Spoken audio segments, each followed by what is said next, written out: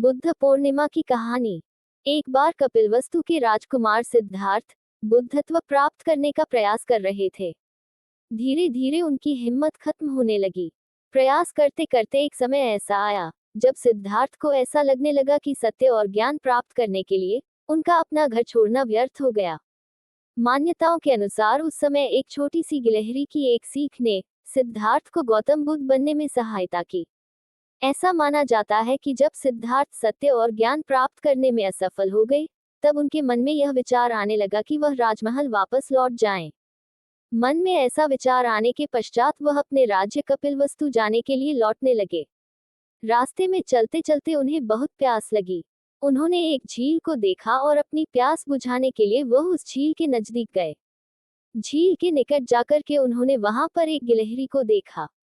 छोटी सी गिलहरी पानी पीने के लिए बार बार झील में जाती और अपनी पूंछ को उसमें डुबोकर वापस रेत पर झटक देती। ये देखकर सिद्धार्थ के मन में यह सवाल उत्पन्न हुआ कि ये नन्ही सी गिलहरी क्या कर रही है। उन्हें ऐसा लगा कि शायद वह गिलहरी झील को सुखाने की कोशिश कर रही है, पर इस तरह गिलहरी का प्रयास कभी भी सफल नहीं हो पाएगा। तभी उन्हें ऐसा महसूस हुआ कि गिलहरी उनसे कुछ कहने की कोशिश कर रही है। सिद्धार्थ को ऐसा लगा जैसे गिलहरी उनसे कह रही है कि यदि कोई व्यक्ति अपने मन में किसी कार्य को करने की ठान ले और उस पर अटल रहे, तो वह कार्य सफल हो जाता है। बस हमें कभी भी प्रयास नहीं छोड़ना चाहिए।